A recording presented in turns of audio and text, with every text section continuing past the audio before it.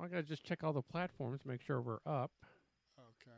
and then we can go. But you can chat them up. Just say, hey, what's going on, everybody? I'm John Hey, Ubaldi. everybody, this is John with Ubaldi Reports. We're going to be going live shortly, and Ubaldi Report is a fact-based news service that provides fact, not fiction, on issues facing America, whether globally or nationally. And this is done by veterans, for, just reporting factual-based news that you probably won't get from the media today. But today we're going to be hitting an issue that impacts everybody, the business community, families, individuals, everybody. And that's how gas prices have spiked over the last couple of weeks. I mean, I drove past the gas station on my way to work the other day. It was $4.29 a gallon. I turned around, it was $5.59. And then yesterday I went to work, it was $5.59. Now it's $4.59. I'm sorry, $4.59. That was $4.59. Then I come home, it's $4.75, almost $4.79. So this impacts everybody. Now, my co-host Joe Bitts is just getting all the little tweaks and done so we can do live streaming of this, which we do every Wednesday at 7:30 p.m. That's Eastern Standard Time. That's 7:30 p.m. Eastern Standard Time. We live stream it and we talk about issues that are impacting America today. So how are we doing, Joe? Where are we at? I'm there. Okay, so we'll give us about a minute or two, and we'll be going live. And if you have questions, type them in, and we'll try to answer them to the best of our abilities. And we love input, so we can make this a great podcast. And then our goal is to do this every day, Monday through Friday, to let you know what's going on in the news. Yeah, and eventually, once Twitch gives us, or TikTok gives us a stream key, we can actually do a better, what's it called? Live streaming. A better live stream where they can hear everybody. That would be nice. Okay, so we're good to go. All right. And then no. Okay, we're running live. Hold on. We're going to go in 3, 2. Hey, everybody. This is John with Ubaldi Reports, the one news site that provides fact, not fiction, on issues facing America, whether internationally and nationally. And with me always, as had my co-host, Big Bad Joe Bitts. And then we have our fellow Marine, Ray. And we're going to try to give you a great podcast talking about issues that impact your lives.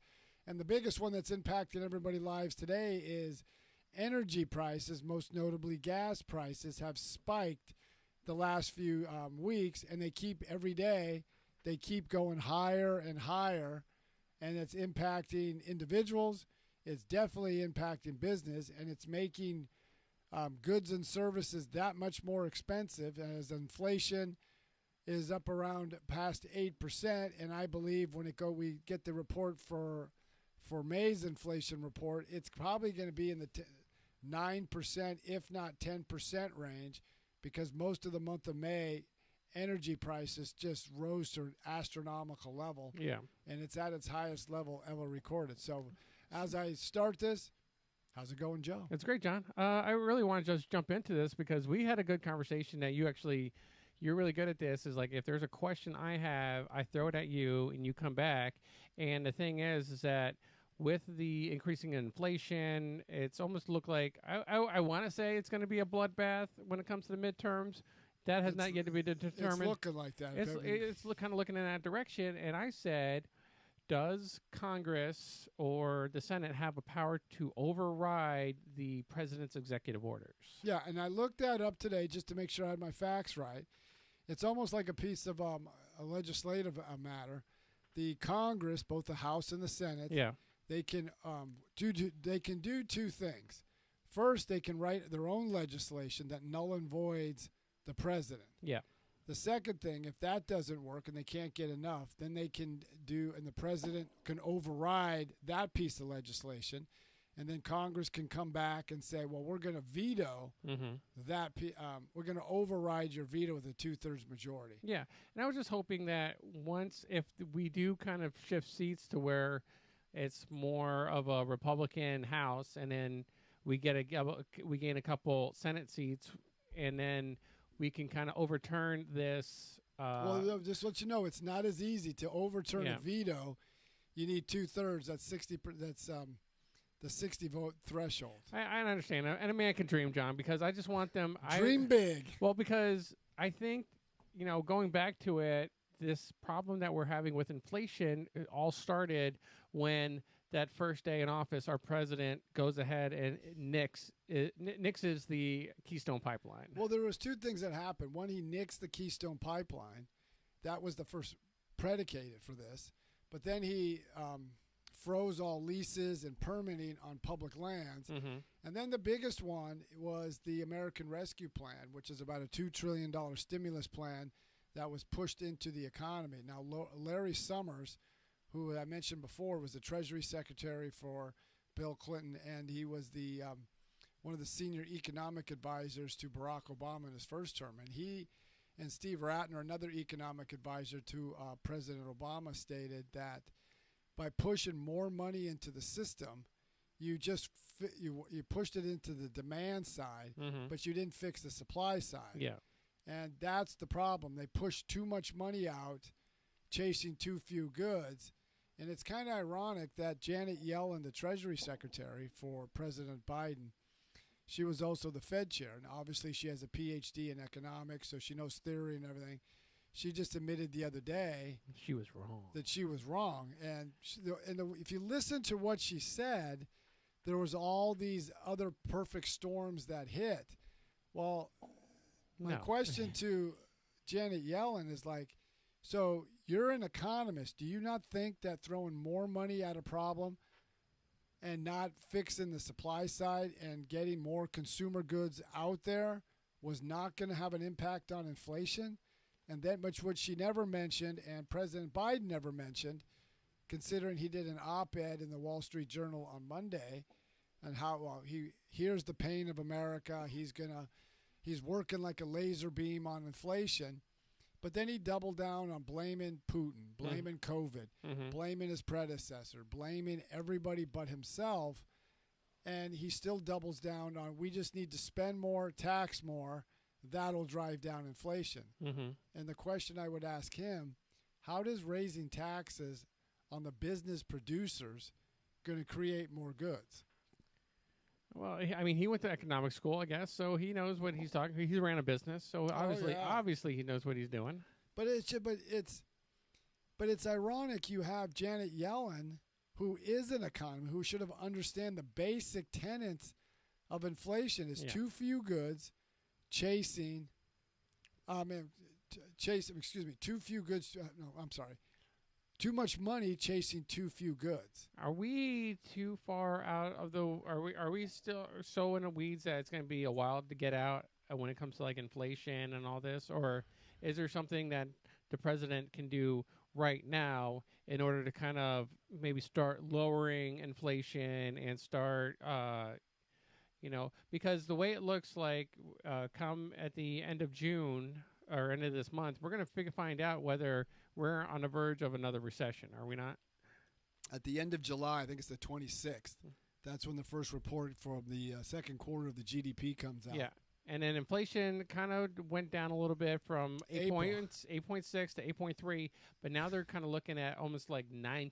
The reason is because the biggest draw aspect to inflation is energy prices. Now, the point that you made earlier, this is like a double whammy. Now, the president met with Jerome Powell, the Federal Reserve Chair, yesterday, and he said, I'm not going to get in the Fed's way. The Fed can ask independently, and he kind of blamed President Trump, who did get into the weeds with the Federal Reserve. But the problem is he just kind of washed his hands. It's nothing I can do. It's all the Fed. That's not entirely accurate, and that's definitely not true. The Fed can do its best to control inflation by adjusting the interest rates, and in this case, they'll have to raise the interest rates. But there's something the president can do. One, stop spending. Yeah. And the biggest thing that would have a dramatic impact on Americans' lives is open the spigot for American energy production. We were energy independent, and now we're not. And yet we're relying on Russia, Iran, and Venezuela for our energy needs. Even Robert Ford Jr. said this about energy, and even Charles Lane, who's from the Washington Post, mentioned that's great you want to go to green technology and green energy, but we're not there. The infrastructure is not there in the time you want because they want to do it by 2030. So you're talking, we're about, 8 years out, and you have to have all the infrastructure, all the charging stations, everything in place to do that switchover. And that's where a point that you made before when you said that, is this by design that President and the Democrats want high energy prices? And I said, no, they just don't understand how the energy impacts the economy. Now I think you were right when the president mentioned that high energy prices will get us to that new era where we can transition away from fossil fuel. Yeah, and about working on a supply and demand kind of structure. If everybody all of a sudden wants an electric car because they're like, oh, we're going to spend less in gas, isn't that in turn going to create a demand for electric vehicles, which is going to take that $60,000 to $70,000 electric vehicle up past to maybe like the 80s to 100s? If more people buy electric vehicles, typically the prices come down if the supply side is there, if there are enough electric vehicles. The problem is if you electrify the country, you need power. Yeah. And right now they're closing natural gas plants, they're closing refineries. What does electricity run off of? Yeah, and that's it. You need power. See, there's a couple things they haven't thought of. Electricity runs off power, and then if you do batteries, you need the rare earth minerals that goes in those batteries.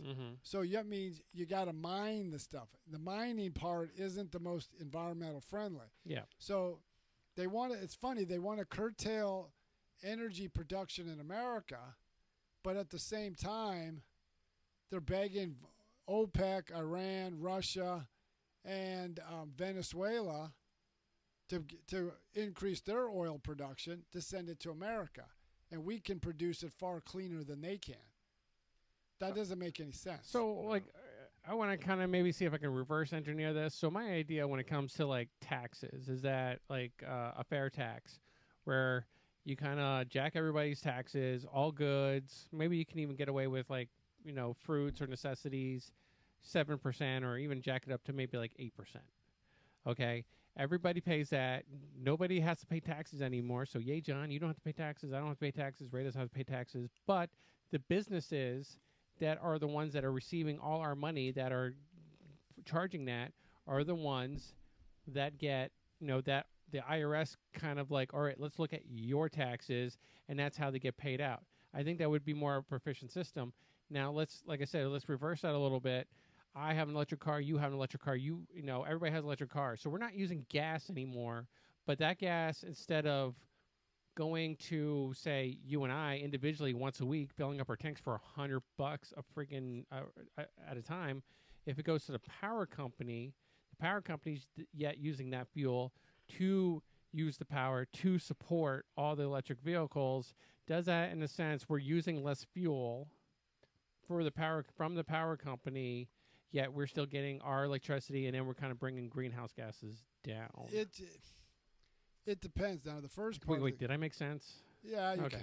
The first part of the equation was taxes. Okay. What people have been talking about a flat tax, a graduated income tax, many different aspects. But when it comes to the business community, people need to understand when you're a business owner, you're not sitting on all this mountain of money all the time. Yeah.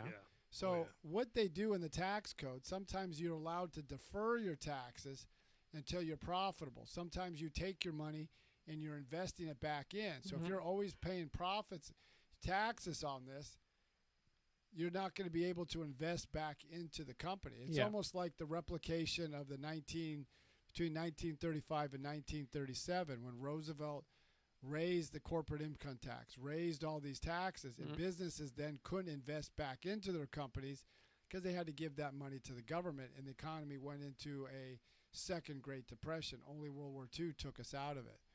So you have to look at all aspects of this. But when it comes back to what you're saying with the green technology, the battery packs, they're making the assumption that everything is, if we just get rid of fossil fuel, everybody can switch over. So right now, I think the average cost of an electric vehicle is between $45,000 to $55,000. how many people can afford $45,000 to $55,000 for an electric vehicle? And then you have to look at the charging station. There's a report in New Geography that talked about California. Yeah. California uses more green technology for its energy needs, but yet they have the fewest charging stations per capita of any state. And of those charging stations, some don't operate to full capacity if they work at all. Yeah. So we're talking 8 years from now. Now take your house. You park your wife's car inside so she can charge. How are you charging your truck? Well, okay. I mean, I do have somewhat of a valid retort to that. Is that, I mean, where I work, I mean, there are a lot of what to do around there, and I do see a lot of Teslas, and basically how it's set up is that you can have like this home charging kind of station where you just run out like a cord, almost like a gas line, to the actual charging port. So that, you know, if you're like in the vicinity of the garage or the driveway, yes, I could definitely see that. You know, going from what you're saying, parking in the street, no, I'm not going to see a Tesla charging station. And is that going directly to your house? But that's the point. From this article in New Geography, the vast majority of America, my brother had a very beautiful home, but he didn't have a garage. Yeah. So he had to park in the street. So I live in an apartment complex, and it's an older building. So there's maybe 5 or 6 spots in the front and maybe 5 or 6 spots in the back. Yeah. So if they put up charging stations, who's paying for that? The owner of the apartment complex. And what do you think he's going to do? He's going to roll it to higher rents. So what I heard that Ray has like this V10 diesel guzzling Dodge Ram, and know what he does? Just to screw with people. I think he likes parking it in front of charging stations just to send a message. that my diesel powers your electric supply, so you can charge it. But like right now, there's reports that I've been viewing on the different economic channels. And reading about it from different economic reports and magazines. They're predicting that there's going to be brownouts this year.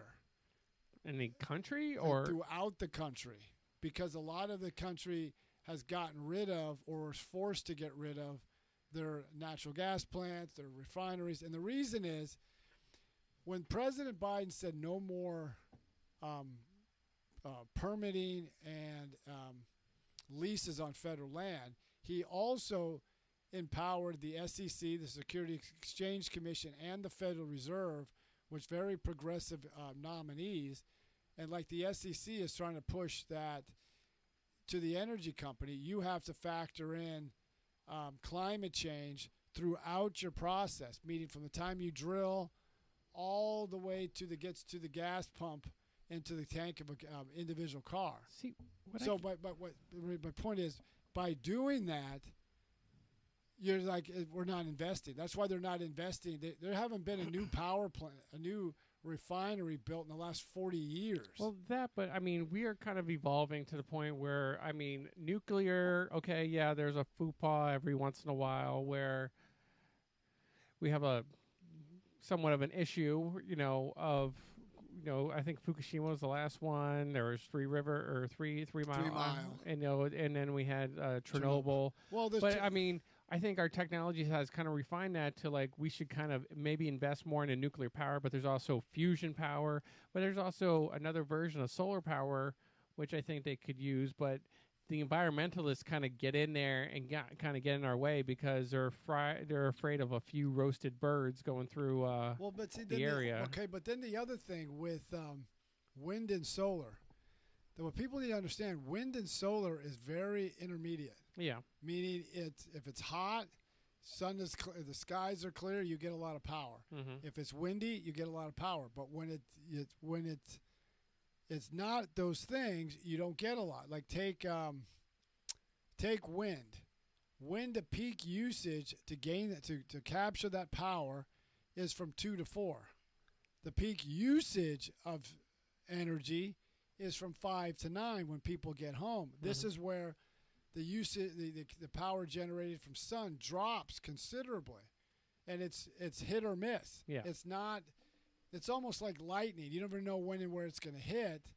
Wind and solar is just it's not reliable enough, and it's been proven, and it's worked in. It hasn't worked in other states and other countries. California, like I said, uses more alternative energy, but they can't meet their energy needs. Every summer they have, in the last 4 or 5 years, they've had brownouts. Now Europe, the more enlightened, they use green technology far more than the United States, and they can't meet their energy. That's why they've been very reluctant, and even recently they tried to stop getting Russian energy, but they didn't fully cut the Russian energy spigot off. Yeah.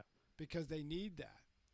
So people need to understand that you can't just rely. It can be part of the energy grid, but it cannot be the sole supplier of American energy needs. So is there kind of like our economic state or our inflation kind of due to the fact that we're trying so hard to transition over to a green kind of America that this is how it's affecting us? Couldn't the president have taken a better seat or a better role of maybe just like almost like weaning ourselves off of fossil fuels and onto green versus, I mean, because then there would have been time to catch up. It's like if you go cold turkey, what's basically going to happen is that if there's not a green plan in place by the next presidential election, any of his work that he's done is null and void, and it starts all over again. Well, it's just like anything else. You can't do it just all at once. You can still use green technology or wind and solar as part of the energy needs until we can get the technology that it's pervasive throughout the economy. Now, it's interesting, George W. Bush, who came from oil, everybody ridiculed him, but I read his energy plan back in 2001, and I read the Democratic energy plan. Democrats were totally against drilling, but they said, let's have a feasibility study at the time to see if wind and solar is the way to go. Yeah. What George W. Bush wanted, we have to drill, but at the same time, let's invest in alternative fuel. So you have one and go in conjunction with the other until this one can catch up. Yeah. And it becomes more reliable. Then you wean yourself off the other one. But you can't do it all at once. And what the progressives want and the president, they want it done now without having a game plan. How does that look like? How does that impact business? How is it that they don't understand that it's affecting the people that they're representing? That's why they don't understand. Is like that's just it. I'm like, well, I'm going to do this to better our country, but yet you're hurting our country in the process. Well, but I think there's two reasons why. One, this is what they always wanted, to get America off fossil fuels so we can buy electric cars and mass transit. But the second most important reason, I think, is they're not subjugated to their own ramifications. As much as people bemoan this guy, President Trump flipped the parties. Prior to him getting in, the Democratic Party was always about the party of the working class. Yeah. And then slowly over the decades, it started to change. Just like the Republicans used to be the party of the big business, the corporate execs. Now it's flipped. If you have a college degree and you're highly educated, you're typically a Democrat. If you belong to academia, finance, the media, the tech companies, you're a Democrat. But if you don't have a college degree and you're a blue-collar worker, you're going to be a Republican. So they don't understand because, like, take Joe Biden and almost all his administration. Joe Biden has been in the Senate since 1973. Then he gets elected as vice president in 2008. Yeah. So for about 40-plus years, he's worked in government. He's never, much as he said, I'm Scranton Joe, he's never done anything. Yeah, he's got pillowy soft hands. I mean, I would agree. He's never done anything outside of government. So when you're a senator from age 29 till his late 60s, everything is paid for. He had free health care. His travel was taken care of. Everything was done for him. He doesn't understand He- the way of life of an average citizen waking up at Yeah, 6, he- 7 in the morning, going to work till 4 or 5 o'clock. His wife probably puts on his socks for him. He's got someone wiping Okay. his ass. That's okay, all but he is. get this. Okay, let's look at this. What Ray had said. Does he know what it's like to? I would ask him, when was the last time Joe Biden filled up a tank of gas? When he was a truck driver, remember? Yeah, but the thing is this. I don't think he's done that in decades. Yeah. So, and then his administration is the same one. They're academics. They came from money, or they've lived this sequestered world. So let's say gas prices do go up, which they are, and food prices go up. They have the money and the wherewithal to absorb that cut. Now, I would like to know, and it's kind of a joke that runs around on Facebook, Mm-hmm. is they're always after Donald Trump's taxes. Yeah. Because he's a billionaire. I would like to know is, how did all these political leaders become millionaires? AOC. Insider trading. I mean, take a look. It's gotta be. Look how much money Nancy Pelosi's worth. Remember what she scoffed at the idea of banning all stock trades and financial trades while you're sitting member of Congress, because it's kind of ironic when a big deal was being proposed, let's say by Microsoft and the Pentagon. Weeks later, it was announced, but before that, her husband and people buy. We know a congressperson that might have an insight on that. Yeah, so But it's just not. We can't like say, "Hey, here's a." I mean, they're far. I think there's not that many Congress people to kind of like single that person out. yeah, but the point is, when these individuals like Joe Biden, Kamala Harris, they've never done anything in the real world. Yeah. So they don't like. Okay, as much as they hate Donald Trump, there was a billionaire in his book called what the book's called. I can't remember his book offhand.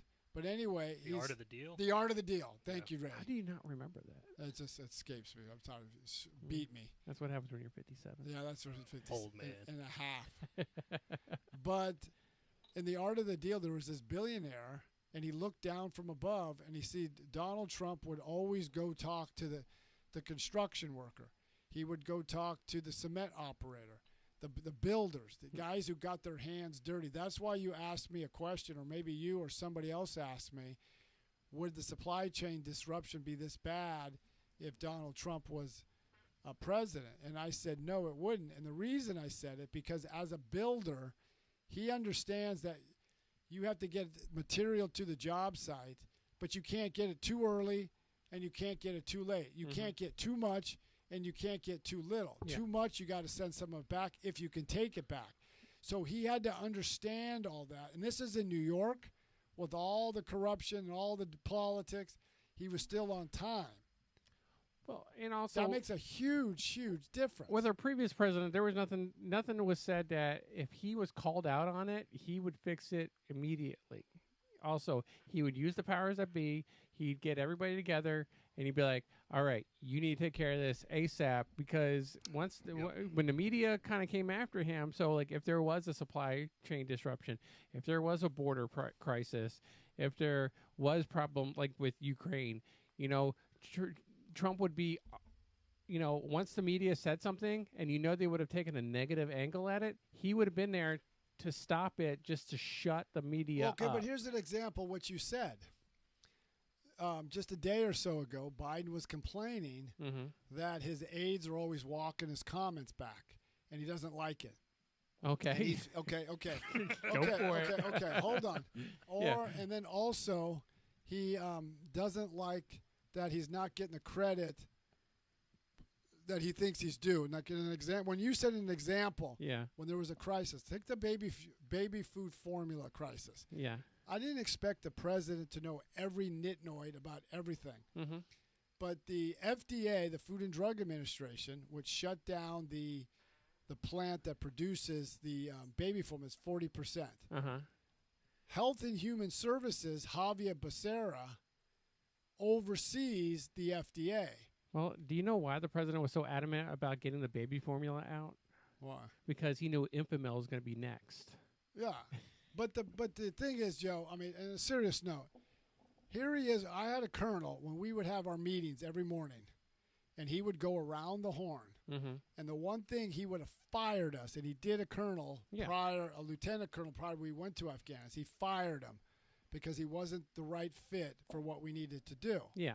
And if we went around the horn and we didn't let him know and we blindsided him on something, he would have fired us. Yeah. Because I don't expect Joe Biden to know everything about everything because he can't.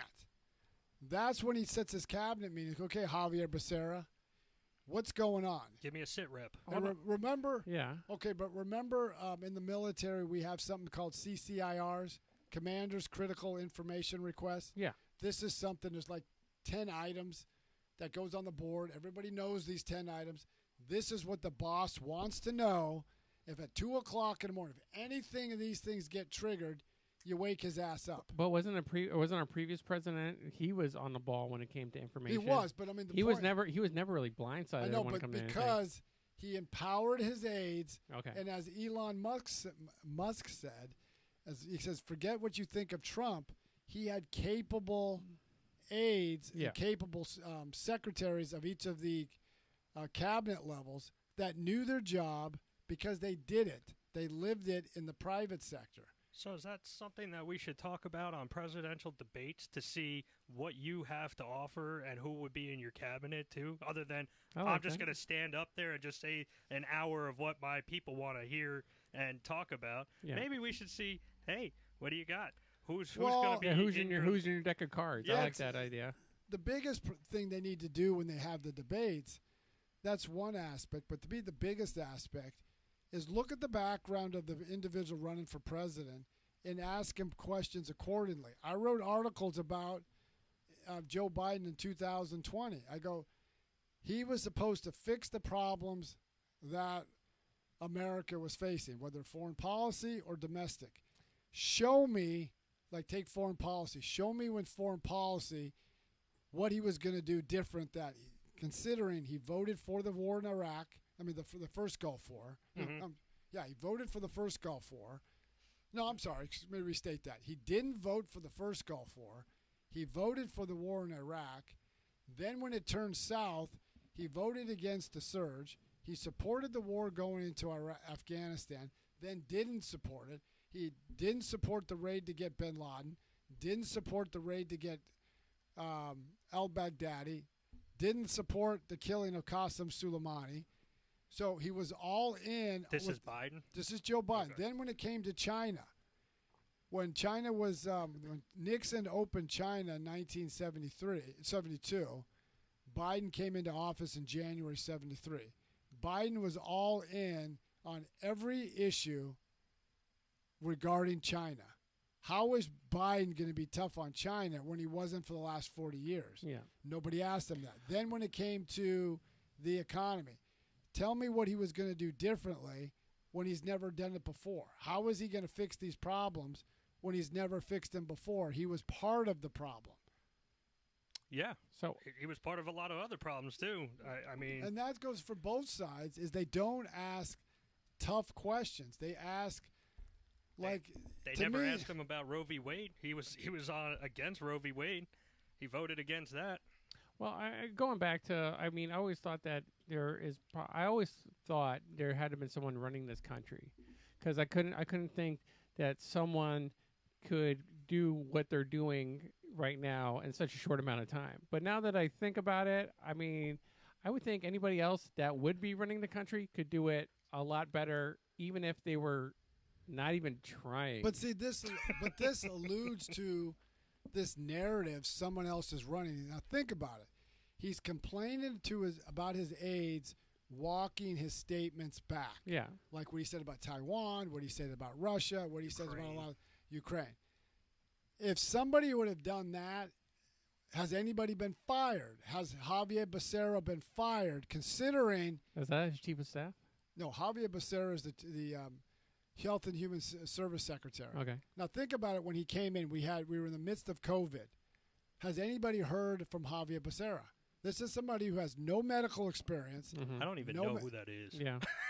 I've heard of him every once in a while. He runs, when it comes to medical for the United States, he's in charge of that whole apparatus. Yeah. But okay. But let's say the baby food formula. Has anybody asked Javier Becerra, well, did the FDA chairman let you know that there was a shortage? And considering they didn't have an FDA director until one was nominated in November, and he was finally confirmed in February. If this was such a big issue, why didn't you have somebody? Yeah. So all these things, I mean, these are questions I would like to know. Did the FDA director let you know we are going to shut down this plant that provides 40%? Did you know that? And if you didn't, then you need to resign. Well, I think when it comes down to it, I don't even think our current administration is communicating with each other, so that's why we're kind of getting where we are now. I would agree, and this goes back to when we talk about rising gas prices. This impacts everybody. I'm impacted by this. It's expensive. Rent's gone up. Now think about it. When you fill up your tank of gas, and if it's almost like here in Florida, it's almost $5 a gallon. So if you're paying $5 a gallon, what are the diesel operators paying? Diesel runs the country. Every time all the goods and services that go to the supermarket, you need diesel for the trucks. 80% of all goods and services go on long-haul trailers. You need diesel. Every product, you need diesel. Farmers, you need diesel for your tractors, your equipment. Planes, you need jet fuel to fly not just passengers, but you need jet fuel to fly cargo all over the United States. So think about it. If they're right and gas prices go on an average $5 by July 4th and $6 by Labor Day, what does that do to everybody's individual budget? Savings rates have dropped, but credit card debt's gone up because people need money to buy. Yeah. They're just trying to live. I mean, it sounds like we're all talking. It really just sounds like as long as nobody's taking accountability, people are suffering. Yeah. And you could take that all the way to the government, all the way down to a police department. I do have a motorcycle, so I could probably save a lot of gas money. But it's all this stuff everybody's facing. Yeah. And when you have a president says, "I feel your pain," no, he doesn't. But he's doing nothing. But Joe, he's doing nothing to fix the fundamental thing that he can fix. That is ramp up American energy independence. That we can help our allies, and we can help the United States create jobs here. Yeah. Do an Operation Warp Speed when it comes to energy production. Yeah, it's like, hey, I'm a doctor. I'm like, hey, Ray, how's your broken leg? Because that sucks. Yeah. It's all this, and this is going to be a long summer, especially if we have rolling blackouts. Well, do you really think that's going to happen in Florida?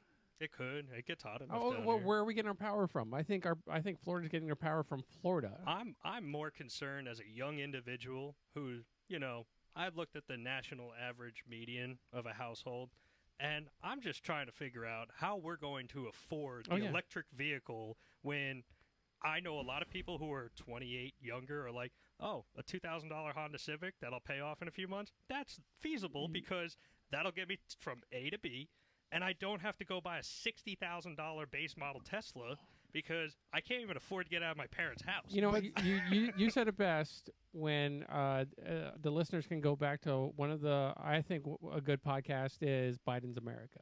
Exactly. Look for Biden's America because Biden's basing everything off of California, and California is the last state we should be. No, but you made a good point earlier, just a few seconds ago, and you said, well, this is Florida. We shouldn't be facing rolling blackouts.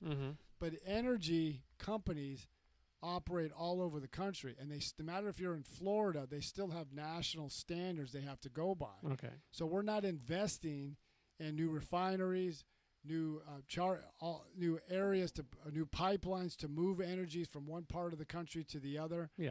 And we're going to face a problem, and this is going to impact the business community. Because I remember in California a year or so ago when they had rolling blackouts, it decimated small business. And let's say you're a mom and pop food mart and the power goes off. Well, you got a refrigerator that goes down and you got freezer goes down. Now, I worked at a restaurant.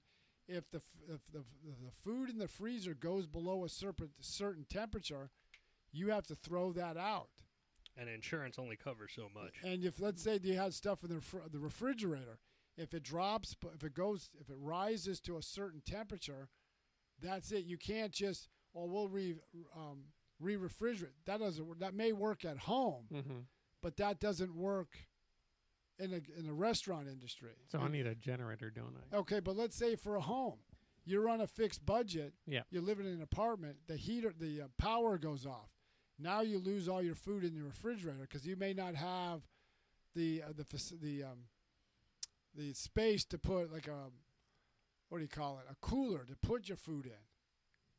So Americans are feeling this, and it seems like the government doesn't understand. And again, where's Pete Buttigieg, the Secretary of Transportation? Where the Secretary of, I think it was Commerce. No, the Secretary of Energy. She kind of laughed it off, and then she said, "This is something we have to do." And remember, President Biden twice before the invasion of Ukraine tapped into the Strategic Petroleum Reserve to try to offset rising prices. Yeah. So his argument doesn't play out. Where all he had to do was turn on a pipeline, and we would have been. Well, it's turn on a pipeline. Make sure the energy companies can drill. Yeah. Get the permitting. Because once you open. get the permits, now you got to have all the infrastructure you need, and you need capital. Don't prevent the energy companies from getting capital. So, I did have a question. It's right there.